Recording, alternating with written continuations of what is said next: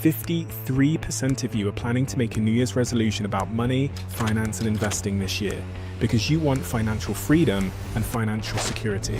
So we went through every conversation we've had about money, personal finance, and investing, and we found the most replayed and most shared moments from those conversations for you. Everything from life-changing advice on saving, spending, investing, tax, crypto, buying a house, and having a money mindset. The most expensive thing that all of us are paying for is the information that we don't know. So how do you make the most money humanly possible? It's two things. Let me tell you a few key basic things about investing and money. It's going to lead to an amount of success that will literally put you in the top 5% of investors. I never have to worry about money again. If you listen to this conversation, we believe your money goals will come true in 2025. So take notes. Quick one before we get back to this episode. Just give me 30 seconds of your time. Two things I wanted to say. The first thing is a huge thank you for listening and tuning into the show week after week. It means the world to all of us. And this really is a dream that we absolutely never had and couldn't have imagined getting to this place. But secondly, it's a dream where we feel like we're only just getting started. And if you enjoy what we do here, please join the 24% of people who watch this channel regularly and have hit that subscribe button. It means more than I can say. And if you hit that subscribe button, here's a promise I'm going to make to you. I'm going to do everything in my power to make this show as good as I can now and into the future. We're going to deliver the guests that you want me to speak to, and we're going to continue to keep doing all of the things you love about this show. Thank you. Thank you so much. Back to the episode. So what is the S&P 500 for anybody that doesn't know? Yeah. And what are the returns that I'm likely to get from investing in the S&P 500? I really want to simplify this for people that are at the very start of their investing journey. Yeah. You know, because I mean, this is what you spend so much of your time doing, that I just think about my team here. Say at the Diary of a CEO, there's about 30 people. And we started talking about money one day. And it was mind-blowing how nobody in my team's lives had ever had the conversation with them about investing. Yeah. We all think of investing as something that rich people after the age of 40 do once you have $1 million. Or if you don't have $1 million, then the only other way to invest, we're taught, is to buy a house. This is driving me insane. It's true though, isn't it? Yes, and that's the central part of my work, is that you can live a rich life, and that rich life can be richer and more vibrant and more personal than you ever imagined. If you want to travel, you can travel for longer than you ever thought. You can travel, for me, at nicer hotels. You can spend more time with your children, with your loved ones. Whatever your rich life is, you can do that. But you've got to learn a few key basic things about investing and money. So let me tell you what I would tell my family when they come to me. They go, how should I start investing? The simplest way that I advise my family is I say, get a target date fund. So let me explain what that is. A target date fund is one fund, just one, and you pick it based on the year that you're going to retire. So if you're going to retire in 2050, if you're going to be 65 in 2050, you go and you find that one fund. It's called a Vanguard 2065 fund, or Fidelity 2065, or Schwab 2065. There's lots of brokers. These funds, it's one fund. All you do is put money into it. That's it. The fund, like a pie chart, is automatically diversified. So as you get older, it gets more conservative, because somebody who's 75 years old should be investing differently than someone who's 25. One fund. All you have to do is set your money up to go into it every single month. What is a fund? A fund is a set or a basket of stocks and maybe bonds. So we've all heard of, companies like Microsoft, Google, whatever. A fund owns lots of these, right? And that's important because we've heard diversification, like you should have diversified your investments. Okay, well, how do I do that? You don't need to go and buy 20 stocks and then figure out how much of each to do. That's too much work. And honestly, most people are not good at that, even professionals. You buy a fund which automatically owns lots of stocks, like hundreds of them. And over time, all you, the individual investor like me, have to focus on is putting money into it automatically. So a fund, essentially, I've got £100 that I want to invest. I find a fund. Where do I find these funds? You can go to Vanguard, Schwab, or Fidelity. All those are great companies. What you're looking for, regardless of what country you're in, is you're looking for a low-cost brokerage firm. So, but there's also apps and stuff that I can use apps. I don't like a lot of the apps because they gamify you to try to invest. Right. They want you clicking and trading. I hate traders. You do not want to be a trader. Traders lose money. Investors treat investing like watching paint dry. That's how sexy it is. Trust me, I'm not getting my entertainment from investing. I'm going out, go watch a movie, go watch Netflix. But investing is boring and automatic. That's how it should be. I used a company called Hargreave Lansdown in the UK who have an app when I first started investing. When I first started investing in funds, they had a very ugly app, so I wasn't very compelled to use it. I think it's better now, but I would just do it on desktop, which I do get your point, because you don't want to be you don't want to screen all of that notifications. I like ugly. It should be ugly. And you don't want it to be too accessible. Correct. I don't want to be able to check it every day. No, look, on my phone, you will see no investing apps. Yeah, smart. There should not be. Yeah. Why do you need to log in and check it every day? What's the point? Yeah. In fact, most people should check it every 3 to 6 months. And here's how you check it. You log in on your desktop. Wow, it's up. Wow, it's down. Okay, bye. You're not tweaking anything. It's like making Thanksgiving dinner. Once you've put the turkey in the oven, just let it sit. Do not fiddle with it, because you're only going to mess it up. And in this case, you're letting the turkey cook for decades. And that fund, so I've got £100. I go on a website. Yep, Vanguard, Fidelity, Schwab, whatever they are. I have no alliance to any of them. Neither do I. There's various ones in the UK. I actually do recommend Hargreave Lansdown just because it's quite simple, and I think investing in funds, there's no fees. There's no fee associated with the investment itself. Obviously, they might take a percentage depending on which fund you're investing in. I take my £100, and in investing in Hargreave Lansdown, there's no minimum. Great. From what I understand. And if you invest in a stock, they charge £12 per investment. But if you invest in a fund, it's free. I put my £100 into a fund. The fund is essentially taking £1, one of those pounds, and investing £1 into Facebook. It's investing £1 into Google, £1 into Shopify, £1 into Spotify, £1 into Nvidia or whatever. It's doing that for me. It's managing it for me. It's making the decisions for me. I just put the money in every month, whatever I can, and I leave it. Yeah. And let's go even deeper. I love that we're getting into the nuts and bolts here, because, honestly, most people, they do not know how to invest. Literally, what website do I go to, and then what do I do? The fund owns these different stocks, and some will go up and some will go down, and it's inconsequential to you. All you need to know is you own this fund.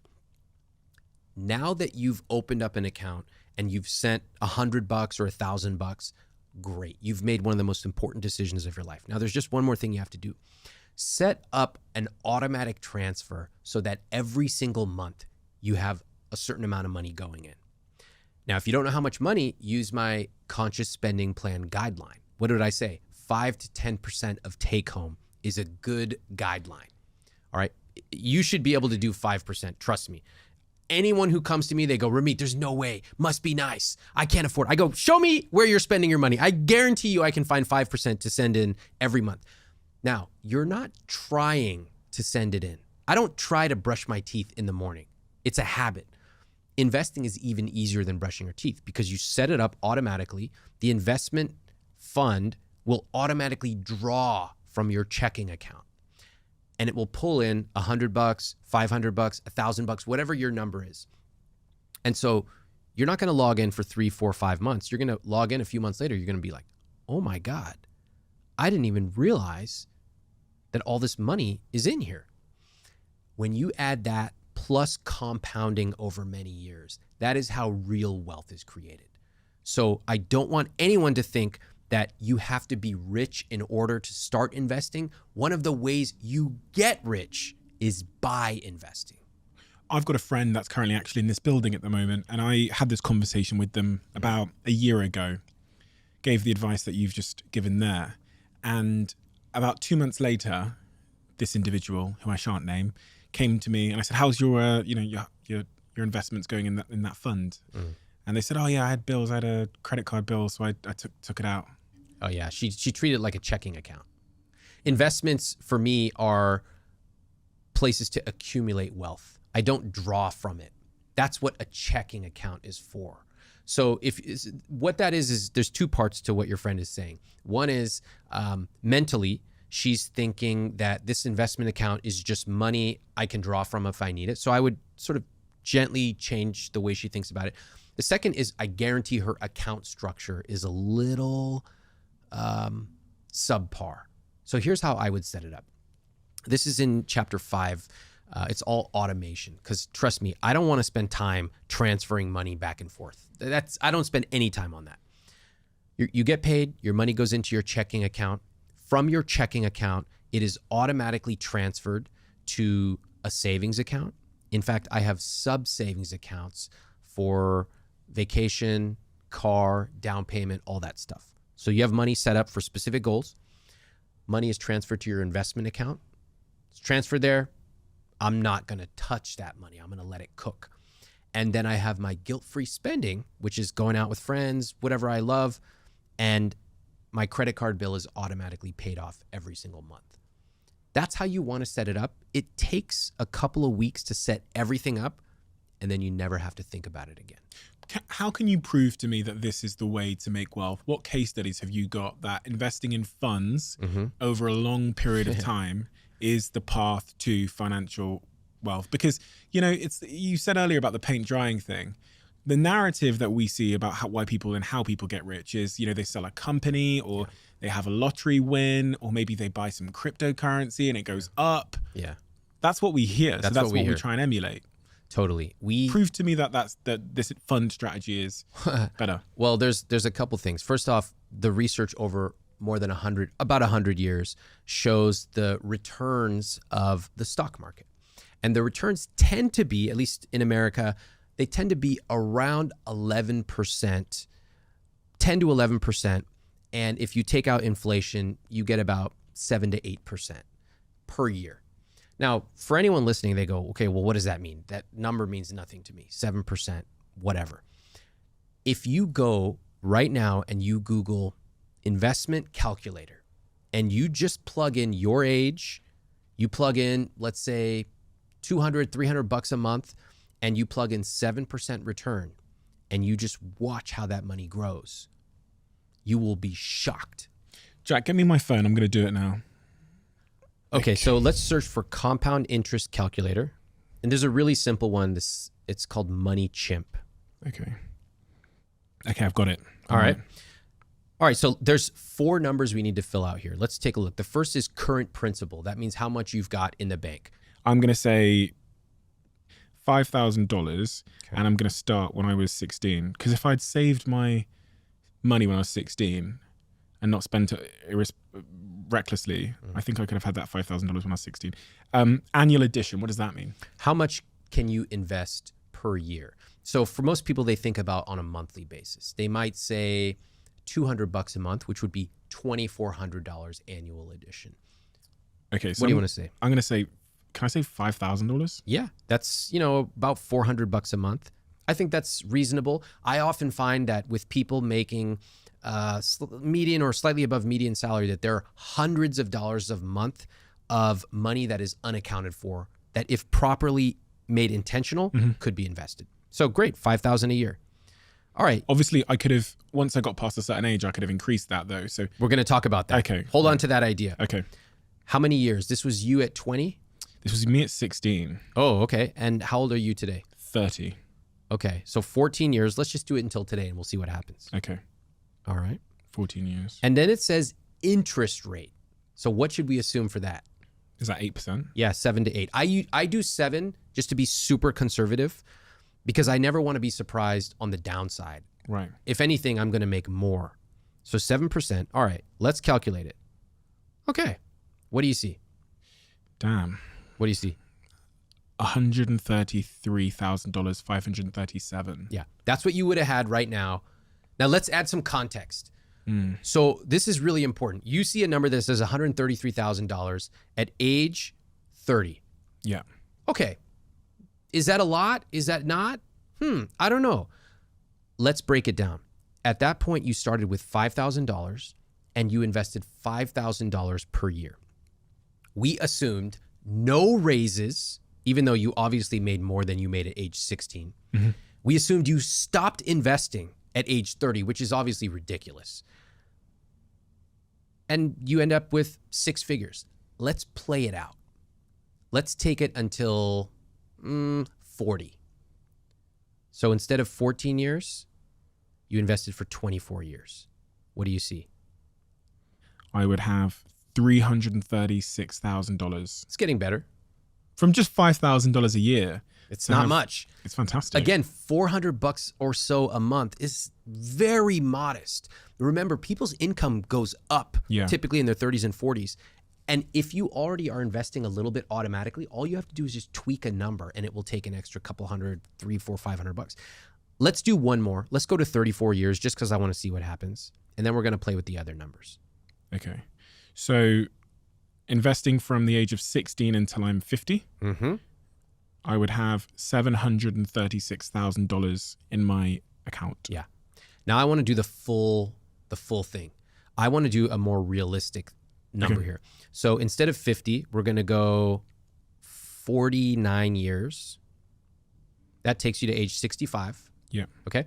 And instead of $5,000 per year, your income obviously went up from being 16 years old. So I'm going to pick a number out of thin air and I'm going to tell you how I picked it. I'm going to say instead of $5,000 a year, it's actually going to be $30,000 per year. Let me tell you why I picked that. In your early years, you don't have as much money, but you were still investing a little bit, which shows that you're dedicated.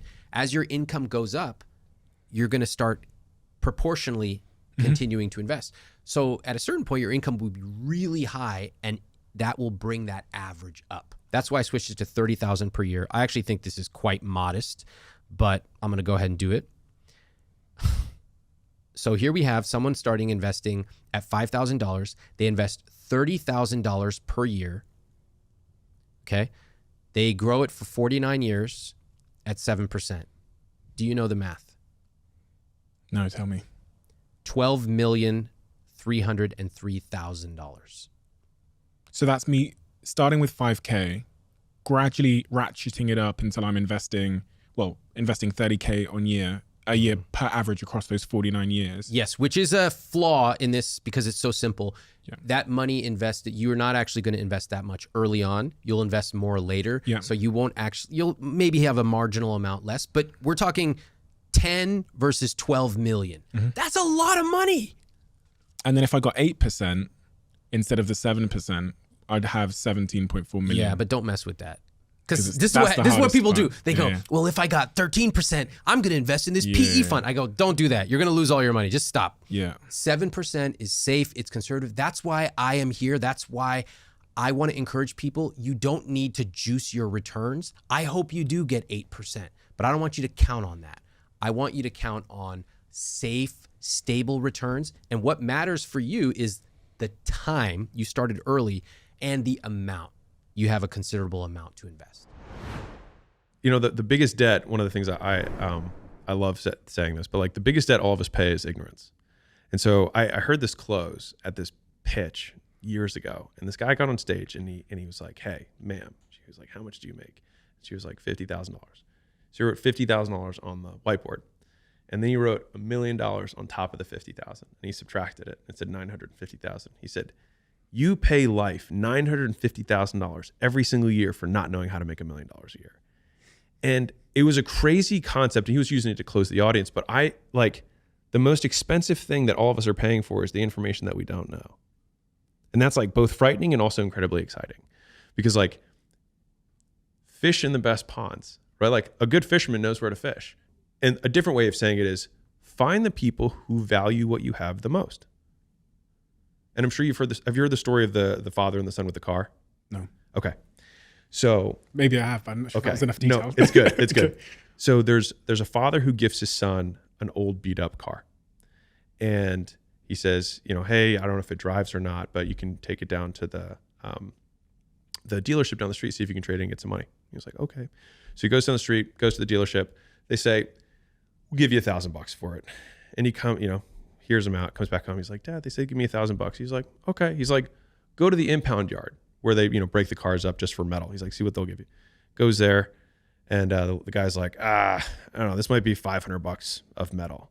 Kid comes back home. He's like, Dad, he said it was gonna be $500. He's like, okay. He's like, hey, go down the street to that antique dealership, see if they've got anything, that used car lot. He's like, okay. So he goes down there, talks to the guy, comes back home, super excited. He's like, Dad, you won't believe it. He's like, this is a historic car. There's only like 10 of them left. He's like, it's worth $100,000.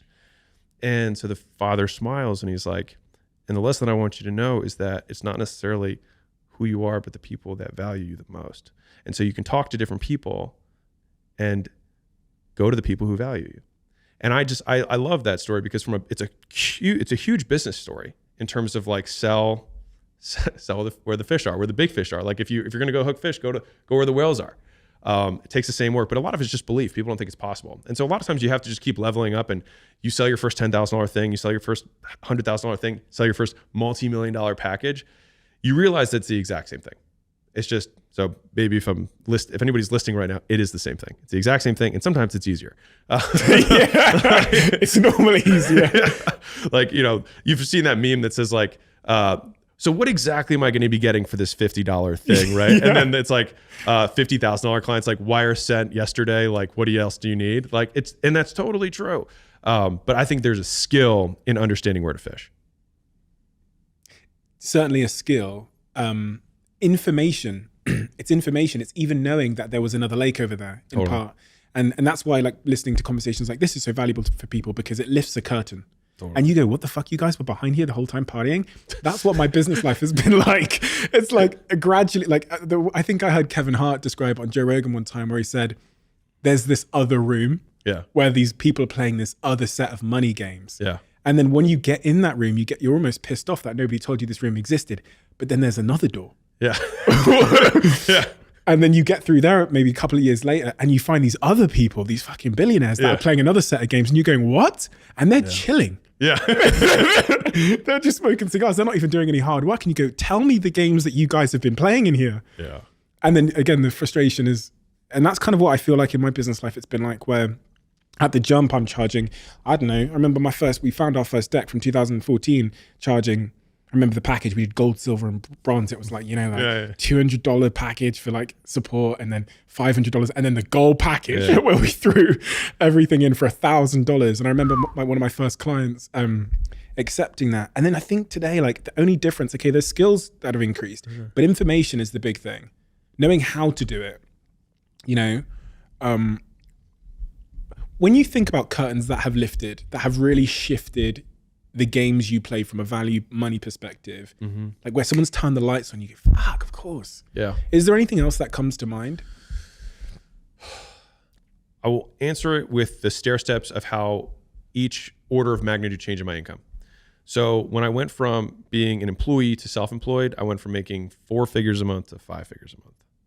And that was for me just like, I'm now in control.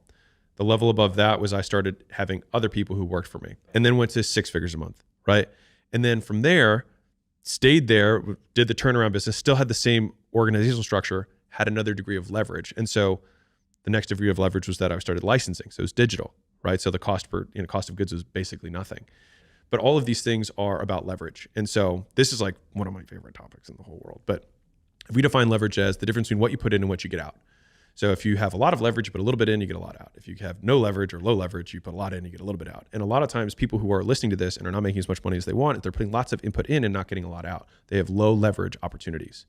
And so understanding how to get more for what you put in is the game overall. And so the first level that I described was labor. It's just work. First, I was working for someone else, then I worked for myself, then I got other people to work for me. The first level in each of those levels was more leverage. Above that, I had media, which is the thing that I was licensing out. So another degree of leverage. I made it once and I could license it out infinity. On top of that, I have capital. I can take capital. I don't have to sacrifice time in order to get something for it. So it's high input output. Above that would be some sort of technology. You build the code once. In theory, obviously, you continue to improve the code, but theoretically, you build the thing once and then 1 million people can use it.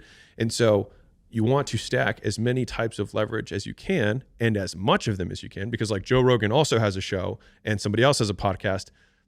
They both technically are using media as their vehicle for leverage, but he has significantly more of it. So it's not just like, I'm going to use all these, right? Yes, but it's also how much and to what degree. But like Facebook had other people's money, he used media, had other people's work, max leverage. Amazon, same thing, right? They used every element of leverage and they maxed all of them out. And that's at least the curtain that, and Naval talks about this, if you're familiar with Naval Ravikant. He talks about these things as the elements of leverage, or 4 types of leverage. And understanding that for me has kind of been a blueprint for wealth overall. And then, capital, there's degrees of capital, right? Like first you can get friends and family to give you money. Then you can get, institutional money, and then you can get public money, right? Which, you saw like the IPO money, like the fact that the NASDAQ was 4X the Dusseldorf exchange, is that where it was, right? There's just significantly more capital in that market. And so same work, more zeros. And so I love this topic because I think that that's fundamentally like the people who move faster in life don't actually move faster. They get more for every step. If right now you want to find where is your unfair bet that can make you your millions with your skill set that nobody else in the world can replicate except you, here's what I need. I would need a whiteboard. I would need a pen, which I would do if I was you. And I would need a smart friend. Perfect. Like, so I've got Stephen here. And at the top of the right whiteboard, I would write on this side, skills. Oh my God, you're going to see my handwriting like a doctor. And on this side, I would write money. And I would start writing down all the things that we're brilliant at. So let's pretend it's Stephen here. And we'll pretend like you don't have all the things that you have, but your core skill set. You can put your hand on the screen, by the way. Oh, it makes me nervous. Am I doing this like a boomer? I am. The handwriting's a little bit, it's giving doctor. So okay. Look at that. Yeah, okay. It's so embarrassing. Okay. So social media, right? You're incredible at social media. What else are you probably good at? Well, you know a lot of people. You've got a network. What else? Well, it's not just social media though. It's actually a few particular things. It's like YouTube, and I think you're one of the best in the world at short form video, right? You're also one of the best in the world at like a data-driven social media strategy. So you can kind of say up front, hey, we think this is going to go viral because the data says this thing over here. What else is Stephen good at? He's charismatic. He can probably get people to agree to things just by talking to them. What else? British accent, so probably you want more in-person interaction because we've got, a very charismatic person. What else is Stephen really good at? Well, he asks a lot of questions. This is my Hinge profile, by the way. I'm totally just going to copy and paste all this stuff over. Yeah, good looking, funny, thank you so much. Yeah, exactly. So we'll just say these. There's a lot more. Deal flow, but let's just pretend that all you're good at is social media. You're good at getting to people, which is a network. You don't even have to know rich people. Just can you get to them? You're charismatic. You're data-driven. Okay, great. We've got all these skills.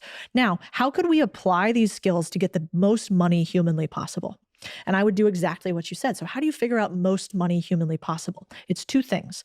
It's how would I do this? It's the size of the problem. It is the value of the solution. Interesting. Okay. And so if I'm thinking about this for you, if I go and I give your social media skills to a trade or service business, I'm not going to make that much money. How do I know I'm not going to make that much money? Because I'm going to go look up online, what is the average revenue of this business and the average profit margin? Yeah. Now, you probably didn't even think this way when you were thinking about it, but you guys look online right now. What's the average profit margin of a biotech company and average revenue? Let me tell you what it is. It's going to be like 50 to 80%. And it's going to be hundreds of millions that you could potentially get. Trade services business, a lot less. Yeah. And so that's where I would start. Skills plus money really equals to 3 things, which is like sector, size of the business, and profitability of the business. And I would play this game. And what that might look like is you go, okay, I know that I have some friends in, let's go to the places that we know have the most cash, in Silicon Valley, on Wall Street. If they could make a lot more money, if they had a lot more attention, because what I'm selling is attention, I want to get to the people who can make the most money with the most attention. And that means that I'm not going to go to Walmart, who only has 6% margins. I'm going to go to the highest person that I could get to. And it'd be fun. If anybody's listening to this right now, try it. Like tag Stephen and I in your stories on Instagram of your little charts, and let's see. And I'll give feedback. Anybody that tags me in it, if you're like, here's what I think my skill is, here's what I think the industry is, I'll tell you one way or another. And it can be fun. You can see other people's examples live. So for people that are only listening on audio and that can't see what the this chicken scratch looks chicken like. scratch you've just drawn on this iPad, on one hand you list your skills, and then on the second side you're listing the ways you believe you could make the most money from those skills based on the size of the problem you'd be solving with them and the value of the solution. So for example, let me try and play this game with you then. So I am a writer. So I'm going to do my skills on the left hand. I'm a writer, and on the right I'm going to write money. Yep. I'm a writer. I'm really good at writing stuff. That's it.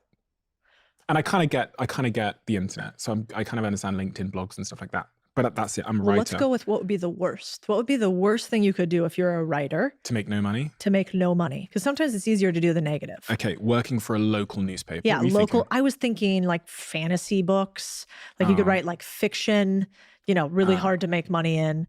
You could write for a local newspaper. That's an even worse idea. So I like that. So now you've got your bottom tier, right? Okay. Which is like $14 an hour or something like that. Now, if you look you could Google this. What is the highest paying jobs for writers? I bet the thing you'd find on top, copywriter. Why? I got a better one. Ooh, what's the better one? Do you know why I know this? Because when I was working in biotech, we couldn't hire one, which is a medical writer. Oh, so smart. Hyper specialized. Honestly, so a typical copywriter when I was working in my social media company, we might pay entry level £25,000, which is probably about $35,000. Okay. A medical writer, someone that can write about the psilocybin compound in my psychedelics business, would get paid $150,000 or more. We just couldn't find someone. We found loads of people that could write. Yeah. But nobody that had within their skill stack, even though it's quite easy to teach, the ability to write using medical words, slightly medical words. It doesn't mean you need a medical degree. You could probably learn how to become a medical writer in a month if you really committed yourself to it. So that's the so top true. end. And same with finance. We go to the things we know. So biotech, so there's a niche there. I know finance, and I know that, again, it's one of the highest paying industries. So a financial writer. What would that look like? It would look like somebody who knows how to write probably an investor update. Yes. Right? Yeah. So hugely lucrative. And then the other thing you could do is, I guess I didn't even think about this before, it would be like size of the problem, it would be value of the solution, and then it would also be structure of your job. So like if you're a copywriter, I wouldn't take a job for $35K. What would I do? I would say, hey, pay me, what is the salary you want to offer? $35,000. I'll take $10,000 so I can eat because I'm hungry. But can I have a percentage of the upside that I drive above and beyond goal?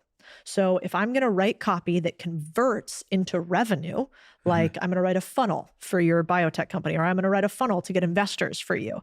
If right now per month you get $100,000 through that funnel, how about you just pay me an extra 10% of everything I drive above your 100K? So I think that's another way you can make more money, is getting smarter on deal structuring. Well, that's actually when I moved into biotech, how I got paid. And when I talked about being paid 1,000 times more than I would have previously, it's because the way I got paid was in options in the IPO. Brilliant. Yeah. So I got given, in that particular company, I got given 400,000 shares effectively in the company at a certain price.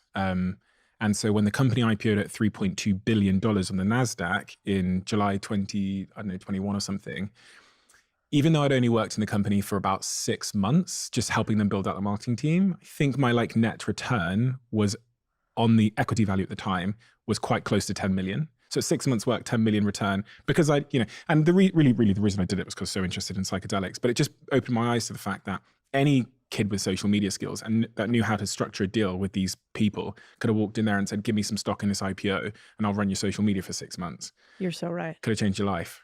Yeah. And it's something I'm struggling with trying to get people to understand right now, is that even if you never buy a business, which is what people fixate on, well, I haven't bought a business yet. It's like, God, you're never going to regret learning how to do deals. 100%. You're never going to. I think that is the most valuable skill set in the world. I completely agree. And it's so unfair that people don't know about it. It's so unfair, but it's also your fault if you don't know about it, because nobody's gatekeeping this information anymore. It used to be gatekept. Like when I first started off in private equity, I wasn't allowed in the rooms where they were actually doing the deals and the terms. And if I wanted to see what the final terms were, like I had to kind of, sweet talk my way into figuring out how they structured it. But it's an unknown unknown. So before I knew, I didn't know that I didn't know. Yeah, that's true. Yeah, that's very true.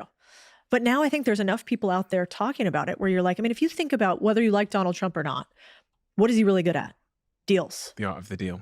Like that's it. And that is what, Elon Musk, how does Tesla actually make money?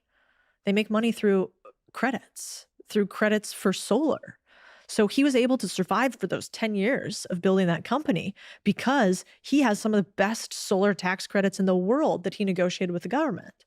So where does one go then? Where does a 25-year-old kid listening to this go to learn how to make deals? Well, I have a book coming out called Main Street Millionaire. Yes. Exciting. I know. And we have stuff we can tell them about that later too. Okay. Well, I'm going to link Main Street Millionaire below so everyone can pre-order it. I've pre-ordered, I think 10 or 20 copies of it, maybe a couple more. But that's like $30 and you learn almost everything you need to know about doing a deal to start. And that book is only what you need to know. I made it on purpose, not really long, not overly intense. It is exactly what you need to know. And then if you like learning deal making and you like that book, then you go to contrarianthinking.com and we have courses and free newsletters and a community all about buying businesses. But that's where you should start. The other thing I came to learn as I got money, and it was almost like someone pulled the curtain back for me, is how wealthy individuals play the tax game. Oh my gosh. And it's a tax game that the average person has no idea is going on. Got to talk about money. Tax avoidance is a key skill to building wealth. And by the way, we don't talk about, I speak openly about I won't call it tax avoidance, but my tax strategies. If you're, it's like they said, if you're a prisoner of war, you have an obligation to escape. If you're trying to build wealth, you have an obligation to pay as little tax as possible. Do it legally. But Apple will issue their IP to Apple International in Ireland, and then they will use Apple Ireland. They will license their IP to America, charge them tens of billions of dollars, thereby increasing the income of Apple Ireland at a lower tax rate and decreasing the income in the U.S., thereby lowering their overall tax rate. That is pure tax avoidance. Every organization, every corporation does this to the hilt, and so should you. By the way, I will vote for people who have an alternative minimum tax. We have to raise taxes on corporations. The 25 wealthiest Americans pay between 6 and 8% tax rate. What are the tax games they're playing? Oh, the rich people. There's a bunch of them. First and foremost, it's you buy stocks, you never sell them, you borrow against them. Okay, explain that to me like I'm a 10-year-old. So sure, you own $100 in Amazon stock. Yeah. You need money to buy something instead of selling the stock, and say it's gone up 50%, I say it's doubled, you would have to realize a capital gain and pay long-term capital gains on that $50 gain. No, just borrow against it and let the stock continue to grow. And you pay a little bit of interest, hopefully from your current income, but basically it's invest, borrow against it, and die. Put it into a trust and then pass it on to your kids. There's a lot of state arbitrage. Jeff Bezos just moved to Florida to spend more time with dad. Isn't that sweet, Stephen? Isn't that nice? No, it has nothing to do with his father. Give me a fucking break. He aggregated $160 billion in wealth. He would pay about another 8 or 10% in state taxes in Washington because he's got to leverage the public school system, the University of Washington, the Seattle-Tacoma Airport, the hospital system. But in the U.S., you're allowed to peace out to Texas or Florida and pay no income tax. So all the people shitpost in California or New York, show me someone who's all of a sudden can't handle San Francisco politics. I'm going to show you someone who needs to recognize a capital gain and has all of a sudden decided they like Texas politics. It's really not it's very disingenuous. There's the tax loophole I've leveraged. In the U.S., there's something called 1202 or qualified small business. So when I started L2. What's L2? L2 is my analytics company. I started it. I invested a small amount of money. Because it was a business worth less than $50 million, your business would qualify in the U.S. as QSB, small business. If you hold on to that stock in that company for longer than 5 years, when you sell it, the first $10 million or 10 times the basis are tax-free. So the first 10 million out of L2 was tax-free. 0. That makes no sense. If that sounds like we're screwing the middle class, trust your instincts. I invested in a company, brought a company out of bankruptcy. I invested $2.5 million. The first 25 million, got very lucky. The company got sold for a lot of money. The first 25 million were tax-free. The tax code has gone from 400 pages to 4,000. And that extra 3,600 pages are to turn rich people into super rich people. Now, the myth around taxes is the following, that rich people don't pay their taxes. Actually, the sort of rich pay a disproportionate amount of taxes. So if you make all of your money from current income, that is salary, and you make a lot, you're actually paying more taxes than anyone. So mom's a baller. She's a partner in a prestigious law firm making $1 million a year. Dad's a chiropractor, has 3 people working for him. He makes $1.6 million a year, total ballers. In order to make that kind of money, they probably have to live in an urban center in a blue state, where at that level, they're paying 45, 48, sometimes 52% tax rates. But if dad decides to raise capital and buy a bunch of chiropractic clinics and they become investments and he sells them for $50 million, his tax rate plummets. So you don't want to be a super earner. You want to earn enough money to invest so you can become a super owner. The top 25 wealthiest Americans pay about 8% in tax, right? So actually, the bottom half pay almost no tax. They pay a lot of consumption taxes, but it's the super earners that get screwed, what I call the workhorses. But once you make the jump to light speed and you own things and you make your money from buying and selling assets, your tax rate plummets. The really sort of actionable thing there for the average person as well is probably the first point where you said a lot of what rich people do is they'll buy a stock. So I'll spend 10K on Amazon stock, and then I go to a bank and the bank give me a $5,000 loan against my Amazon stock tax-free. Right. And I just hold the Amazon stock. Now I've got $5,000 tax-free. If the Amazon stock goes to $20,000 in value, then I can go to the bank and say, it's gone up now, give me another $5,000. And I just spend and live off that money. Now, if the Amazon stock collapses, I'm fine because the loan was against the stock. So they'll sell the stock at a certain point as it's collapsing to get their money back. Yeah, I mean, you don't want to get into too much trouble, but leverage is how smart people go broke. But the idea is that one of the great tax schemes in history is that stocks grow. Think of yourself as a stock. You go up in value $1 million a year. You're making $1 million a year doing a very successful podcast. Every year, the government in the UK is going to take 40 cents of that, 40% of it. If you own $1 million in stock and it goes to 2 million, you don't get taxed on it till you sell it. Yeah, so just never sell it. Never sell it. And that's what Elon's doing with his companies. People say he's got, $200 billion, whatever. In fact, he's borrowing tax-free against those companies. And then when he finally needs to sell it to pay off some of those loans, he moves to Texas, despite the fact he built all his wealth in California. Smart. I think one of the great advantages of life is, as it relates to wealth creation, is really getting good tax advice, because I've sat here over and over again with people that have great tax advice and some people who didn't have any at all.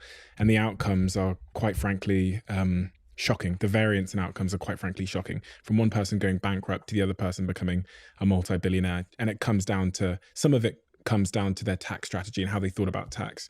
And being around a lot of people now that are masters in tax, it was like, I describe it as someone pulled back a curtain that I never knew was there. And all these people were doing magic behind this curtain and no one ever told me that curtain existed.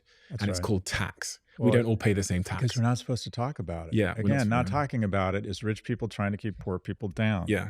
Because rich people talk about their taxes all the time. Brightest woman in my entire professional universe is a woman named Lucy Lee, who is my tax Yoda, who works at a big law firm that I pay $1,800 an hour to figure out the smartest. When I set up a company, I talk to my tax person.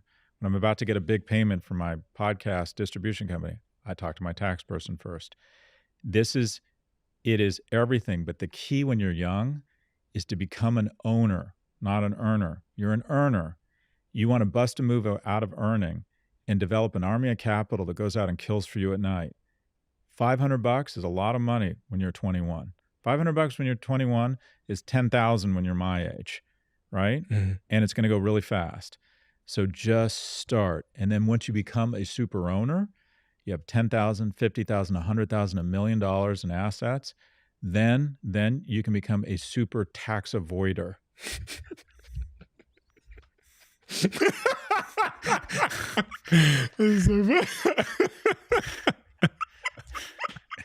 That sounded awful, didn't it? Sounded awful. That sounded awful. Sitting here with your bucket of sand. Oh my God. A bunch of millionaires. That's right. Talking about this is how we fuck the middle class, Stephen.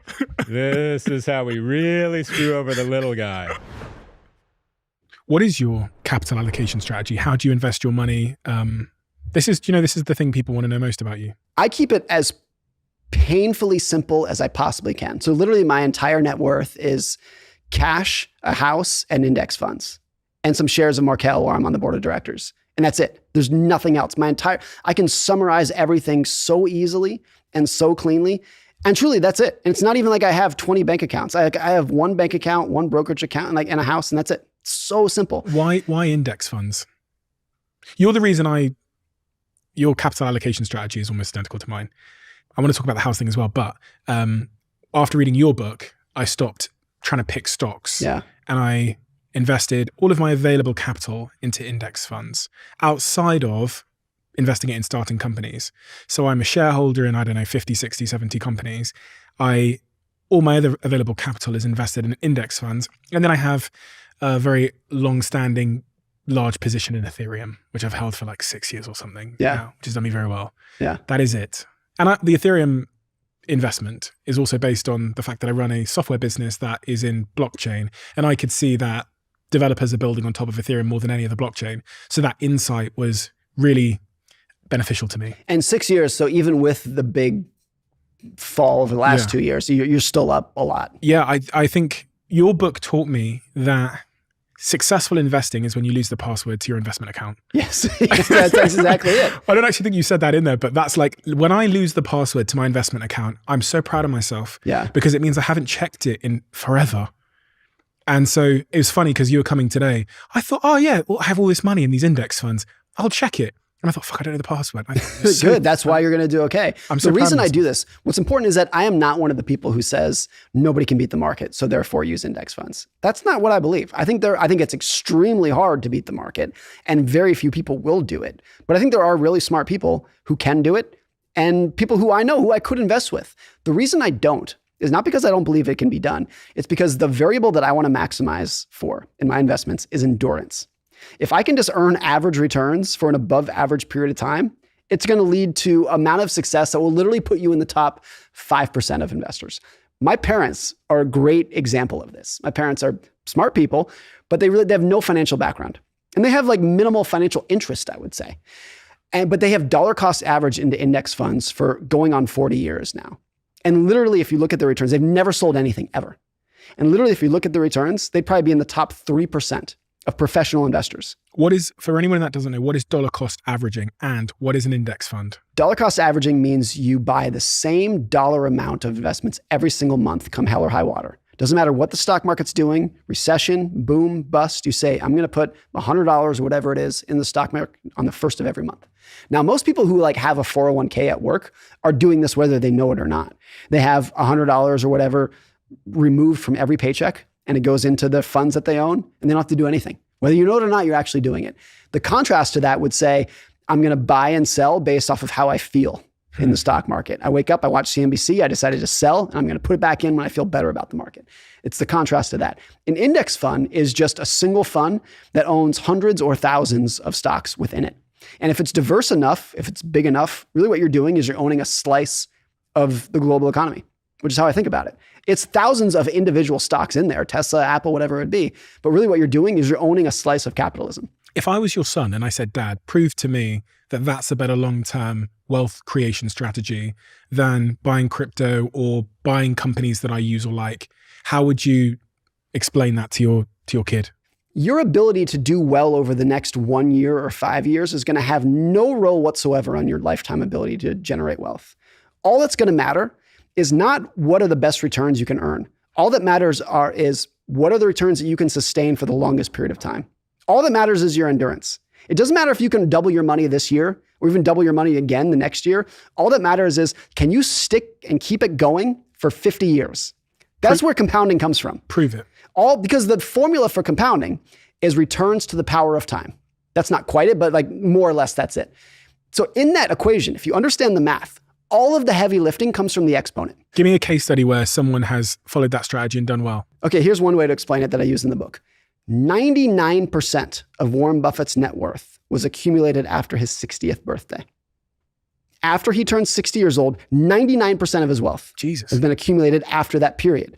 Because the longer you hold that for, the crazier the numbers get. When he was 60, I think he was worth about $3 billion. A lot of money. He's a multi-billionaire. But now that he's 90, he's worth over $100 billion. And he's given like $100 billion away to charity. So if he didn't do that, he'd go from $3 billion to $200 billion since he's been 60.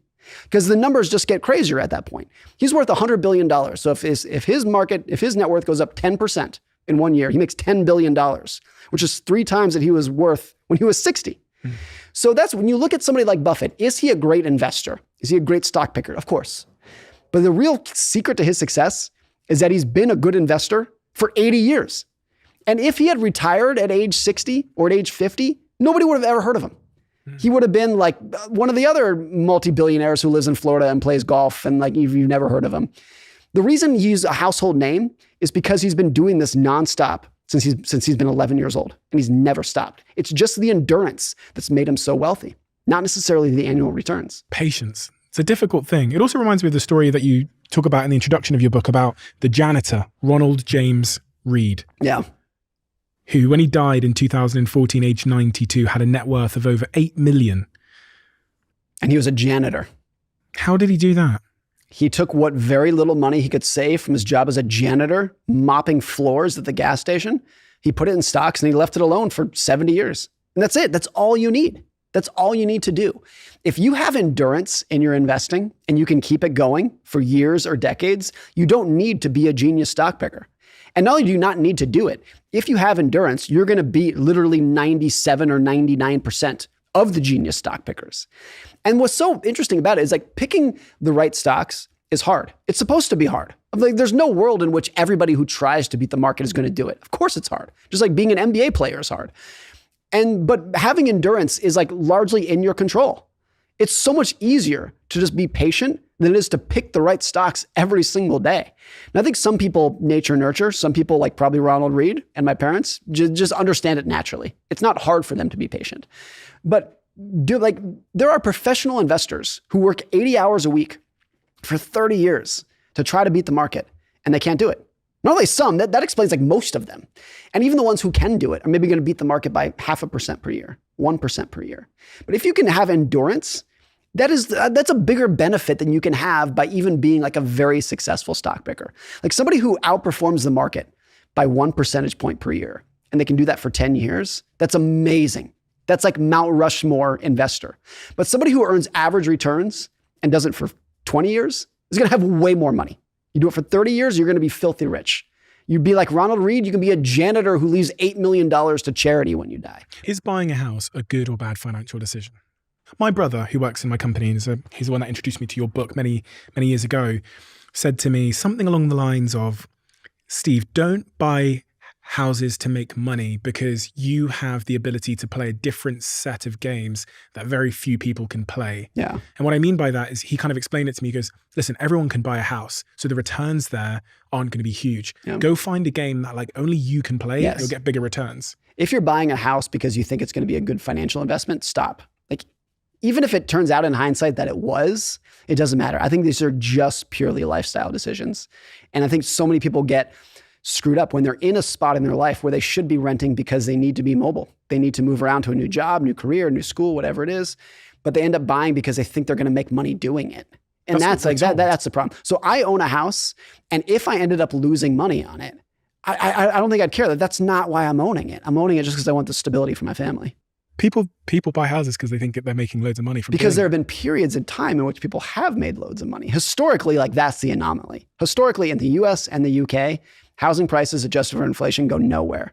It's just been the last 20 or 30 years that there's this very brief window of time that owning a house was a great investment. So- Robert Shiller won the Nobel Prize about a decade ago for his work in showing that over the last 150 years in the United States, adjusted for inflation, most home prices have been flat as a pancake. It's just the last 20 years that have inflated people's expectations of what a house can do.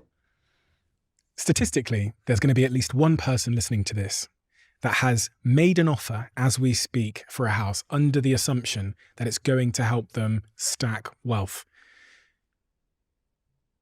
If they were purely doing it for those reasons, what would you tell them to do instead? If that's purely the reason, run for your life. Don't do it. Particularly, I mean, it used to be, and maybe it still is like this in many cities in America and the UK, but it used to be that rentals were almost without exception shitty houses.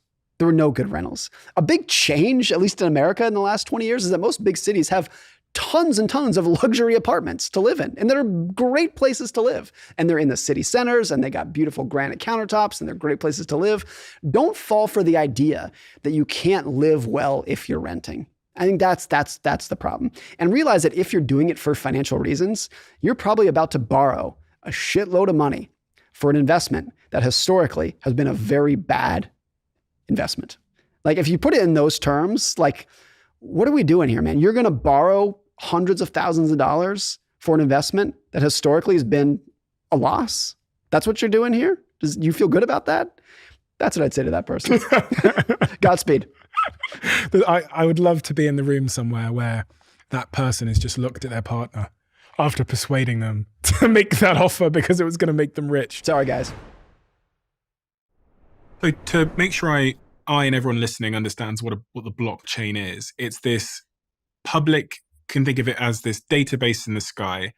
And the database in the sky is checked by everybody who has their computer on and is interacting with the database in the sky. So you no longer need a government or a bank checking the transactions and the contracts in the database in the sky, because now all of our computers that are on interacting with it are in the background checking that if I send you one Bitcoin, if I do something on this database in the sky, it is in accordance with the history of the database, and it is in line with that database. Yeah. And to make it less complicated, it just makes it a source of truth. Okay. In a world where we don't even know who is who online, who owes each other what, any of these things, we now have a source of truth that everybody can agree on. And everyone can see. And everybody can see. And you don't need to trust anybody. And so that as a technology solves many things, problems that we don't even know we've got because they're so part of how we exist. So the technology is not about money. The technology is about truth and exchanging value and creating value in a digital age. Now, what is interesting and powerful about this technology is we've seen technologies similar before, the internet. We've seen broadband.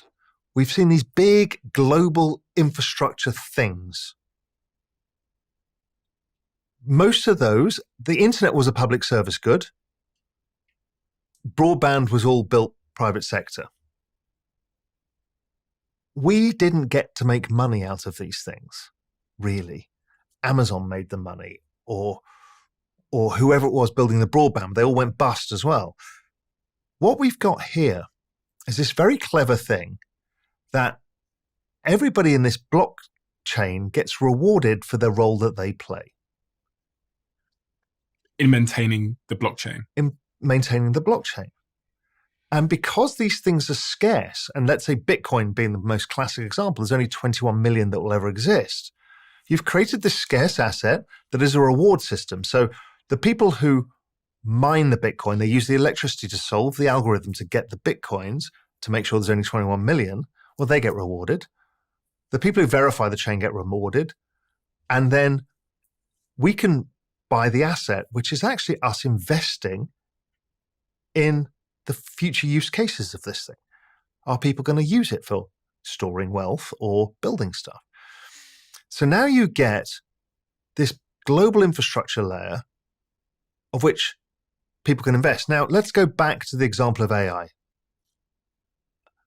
AI, 99% of people listening to this will not be able to invest in it, apart from buying some of those big public companies. Because they're not accredited investors, they're not allowed, they don't get to see it, it's an insider, all of this stuff. This is the inverse. It is fractionalizable. So a Bitcoin, you don't have to buy one at 60 whatever thousand it is today. You can buy a fraction. So remember we talked about property, and the guys who own the big high-end property make all the money. None of us can buy the $50 million apartment in Manhattan and then do it up and flip it for $250 million. Now, blockchain, we can all put 10% of our paycheck in it. Do you think people should?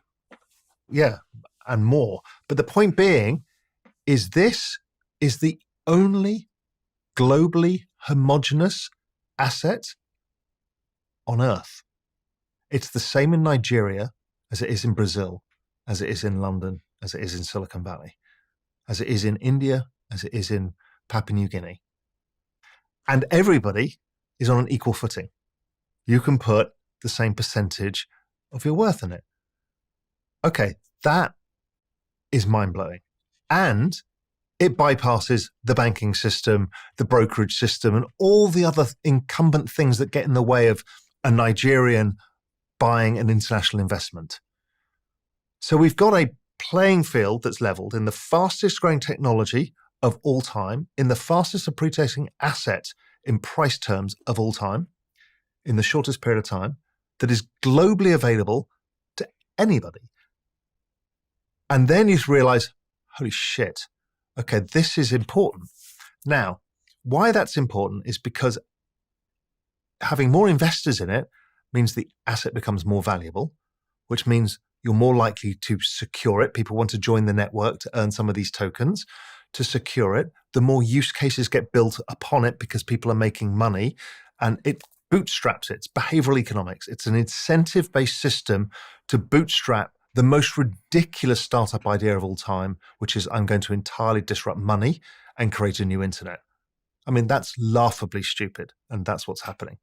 I run a company called ThirdWeb, which is a Web3 infrastructure business. We've raised quite a lot of money for the company, about $30 million now, and we have a big team. And it's interesting for me to observe the use cases because people come to ThirdWeb to build on the blockchain.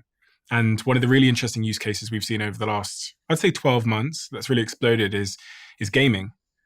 People building Web3 blockchain-based games. Because if you think about games like FIFA, which is a huge game, obviously in the UK, where we're big soccer fans, or other games like, RuneScape back in the day, where you have assets in the game.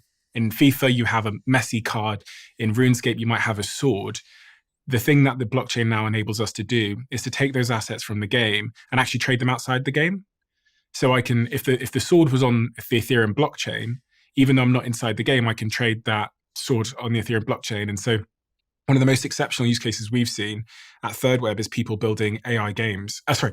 People building Web3 games, because these assets are now valuable. It's great for the game developer. They've now got this brand new economy for their company. And it's great for the people that own those assets in the game, because those assets are now more valuable because more people can access them. And if I own Ethereum, if I own an Ethereum token, which I do, by the way, I've been stacking it and refusing to sell. Good. But how do I benefit from the fact that games are now being built on Ethereum? And it's really simple. If we'd have all been given shares in Facebook when it started, we'd have all been hilariously rich. But we didn't. The VCs got it, and then it went to the public market, and then you have to have a brokerage account, you have to be approved, right? What this is happening, you buy an Ethereum token today. If Ethereum ends up becoming bigger and more uses, your token value goes up. It's as simple as that. So you get to participate in an entire technological revolution really simply from your mobile phone. And you don't need anybody to approve it or do anything. Yes, there's regulation stuff, but simple stuff like that, it's pretty straightforward for almost everybody in the world. So therefore, we talked about how do you invest in your disruption and the future of technology. Okay, here's one where you can really do it.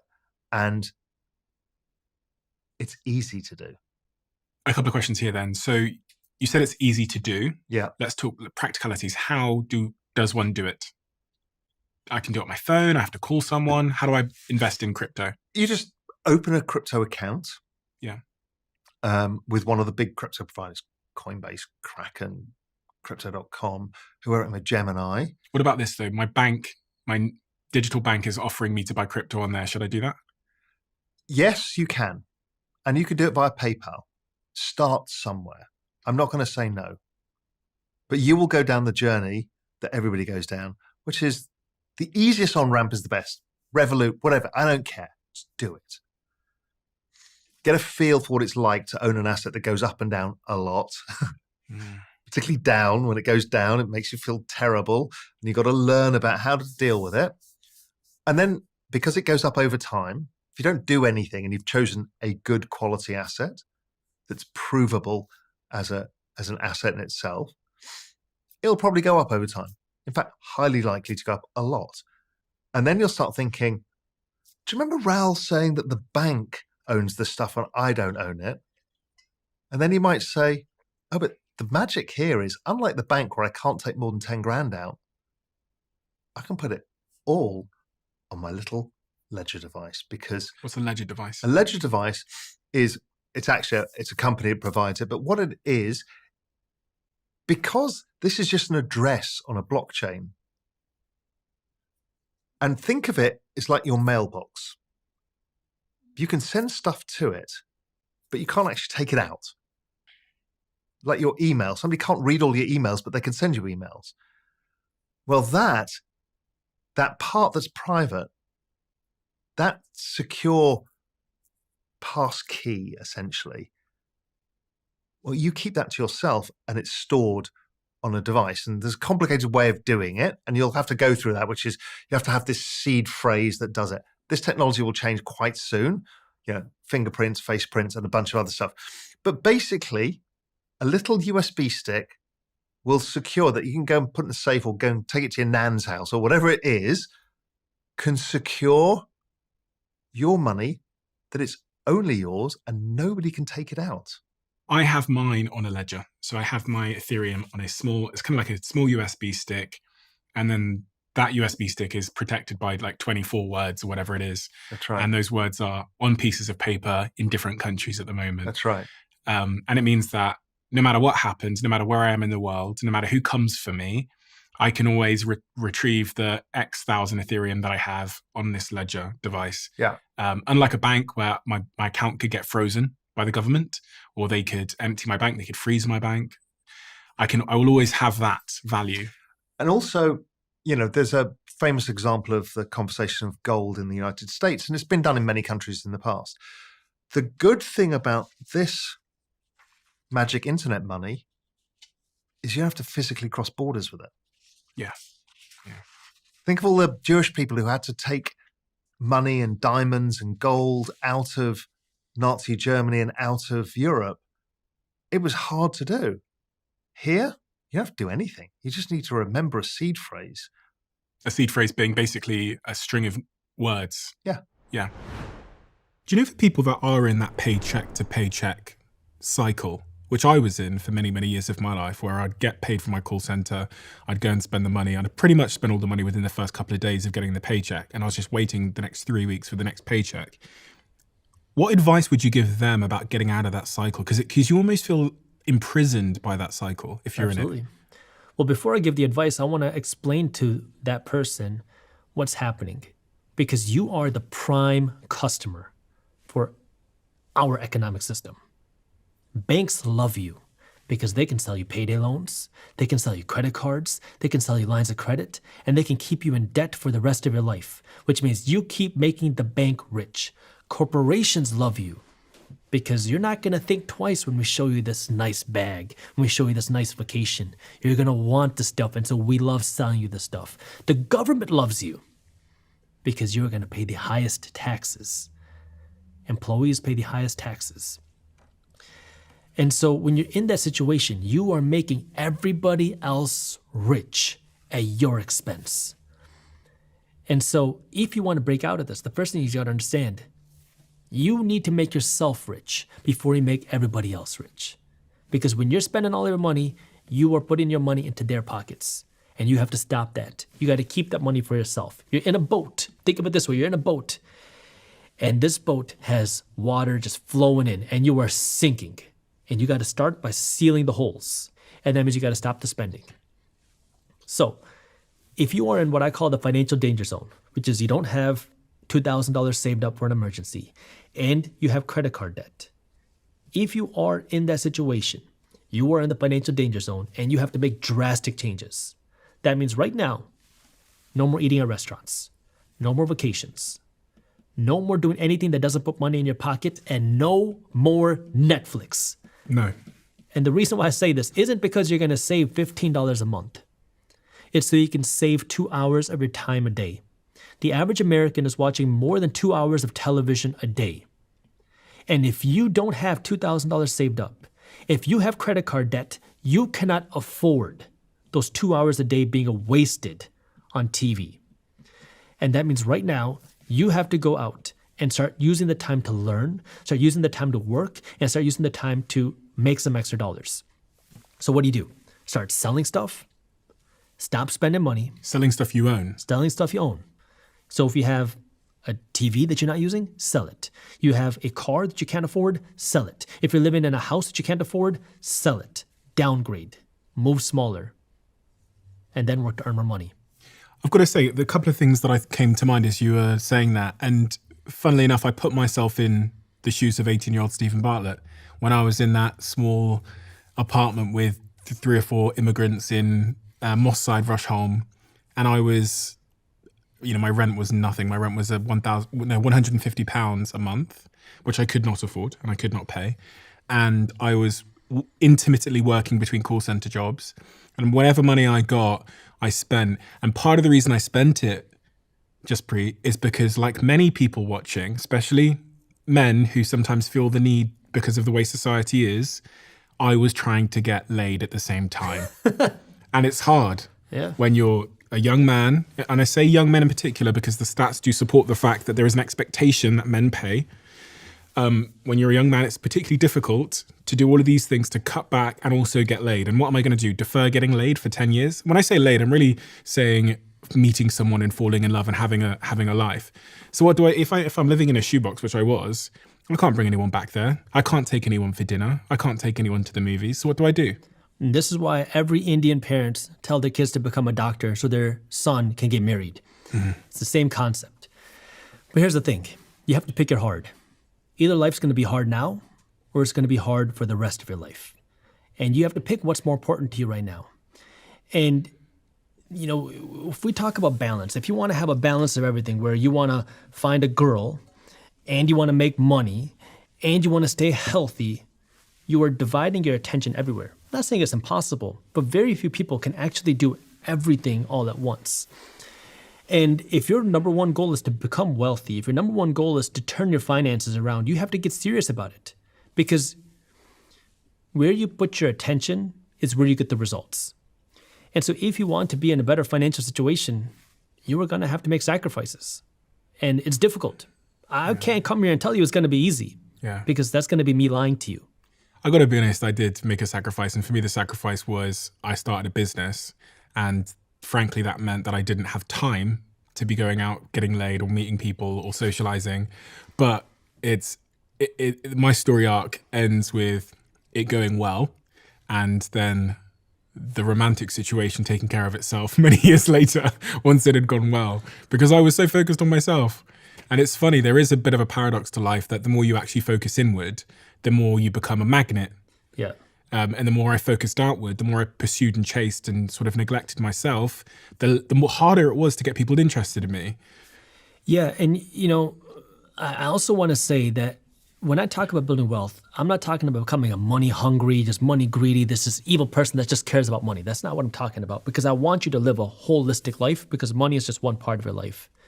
But the second part to that is I'm not telling you to never enjoy life. I'm telling you to make a sacrifice for a period of your life. That way you can enjoy the rest of your life and never have to worry about money again. It's hard for us to naturally see life as seasons, especially when we're looking forward. when we're looking back, it's very easy to say, oh, that was that season. Like I can sit here now and say, oh, that 20 to 25 was that sacrifice everything in my life to make myself something season. And then 25 to 30 was like building and learning. And then I now, can think of, it's easier actually now to think forward in seasons now that I've been through some seasons. But for someone that hasn't been through seasons in life, it's hard to think about life in those terms. I now think of my life in these 5-year seasons. And that helps me to say even have conversations with my partner where I go, this is the season I'm in. And it will last probably roughly this long. And I'm going to sacrifice these things and prioritize these things in this season. But it's hard for people to understand this idea. It's difficult. And that sacrifice is difficult, especially during a time where everybody's showing off everything on Instagram. You look at your friends who have a crappy job, but they're driving around in nicer cars, going on better vacations, going to the nicer restaurants, and you're thinking, what did I do wrong? And then especially if you're a guy, you have a girlfriend, you have a wife, she's going to say, how come they keep getting to go to Cancun? They keep going to these nice restaurants. How come you can't take me to these nice places? And now you feel like you're doing something wrong because where is this discrepancy? The reason why I call my show The Minority Mindset is because I'm a big advocate of not doing what the majority of people do. The first time I made $1 million in a year, I was in my 20s. I was driving a car worth $500. It didn't have a bumper on it. It was not pretty. My wife sat in that car with me, and my employees drove better cars than I did. So, you got to be confident, and you got to work for something bigger, and you want a partner that's going to understand that. That's my belief, which is not the easy thing. It's interesting because confidence is such a internal thing, and I just feel like I probably didn't have it then, because I think I was scared for someone to know that I was broke. I was so scared for someone to know that I was broke that I just didn't entertain romantic relationships. And that is the reason why so many people will go into debt to buy vacations, to buy things, to buy stuff, to look rich. And ironically, that's the key thing that keeps so many people poor for the rest of their life, is because they're scared to look broke. And now when you try to look rich, that's the thing that's actually keeping you broke. There's another element to this, which is my life was pretty miserable. So when you have a relatively miserable life, when you don't have many nice things because you're working in a call center as I was until 11 o'clock at nighttime, doing overtime, every overtime hour I could get. Then because you're also lonely, you're going home alone, walking home because you can't afford the bus. Anything that gives you a little dopamine hit. Gambling. This is why all the gambling shops are in the areas that struggle the worst financially, because a lot of people say because those people are looking for that, that big payday, that dopamine hit from a payday. My TV in my tiny, tiny little bedsit room was like half the size of the wall. I was making reckless spending decisions because I think it gave me some kind of hit that I was missing in my life. It gave me like a dopamine rush and there wasn't many things giving me a dopamine hit at that point in my life. And see, here's the thing. During that time, you are making emotional decisions. Yes. As many people are. And it's very difficult to speak logic to emotion. But this is where now you have to be able to understand the difference. Because if you're listening to this and you're in that situation, you have to understand that if you want to continue being able to live that lifestyle, you're going to have to make some changes today. Otherwise, you're going to be stuck in this lifestyle for the rest of your life. And it's only going to get more difficult. And that's the thing, is if you want to become wealthy, the first part is just your own mindset. It's your own discipline. And until you can conquer that, I can tell you everything about investing. I can tell you different ETFs and index funds to invest in. I can tell you different investment institutions out there. I can tell you which stock brokerages to use. I can tell you just invest 15% of your income into this for the next 10, 20, 30 years and you're going to become wealthy. But until you can get over that mindset, you're never going to become wealthy. Because then what happens in that situation is when you're in that state of, I just want to look rich. I just want to have the dopamine hit. I just want to have some nice things because I deserve it. I'll work hard. You know what happens next? You are the one that gets caught up in all the get rich quick schemes. Because someone's going to say, look, put $1,000 into this, you'll have $10,000 in the next 3 months. Or I'm going to show you can live the laptop lifestyle. You can work 5 hours a week, make $10,000 a month, $10,000 a week. You're never going to have to worry about money again. Just buy this program. And now you're a prime candidate because now you were driven by this emotion of, I want that. I can't imagine if I had an extra $10,000 a month and I don't even have to work for it, because you can't see past it. All you're doing is being sold by emotion. And so you're the one that's going to get caught up in the get-rich-quick schemes. You're the one that's going to make the bank rich because you're going to stay stuck in debt. Corporations are going to love you because they can keep selling you the nicest, the newest stuff because you want to look rich, you want to show it off to your friends, you want to show it off to the girls. And you get stuck in that cycle. Isn't this cool? Every single conversation I have here on the Diary of a CEO, at the very end of it, you'll know, I asked the guest to leave a question in the Diary of a CEO. And what we've done is we've turned every single question written in the Diary of a CEO into these conversation cards that you can play at home. So you've got every guest we've ever had, their question, and on the back of it, if you scan that QR code, you get to watch the person who answered that question. We're finally revealing all of the questions and the people that answered the question. The brand new version 2 updated conversation cards are out right now at theconversationcards.com. They've sold out twice instantaneously, so if you are interested in getting hold of some limited edition conversation cards, I really, really recommend acting quickly.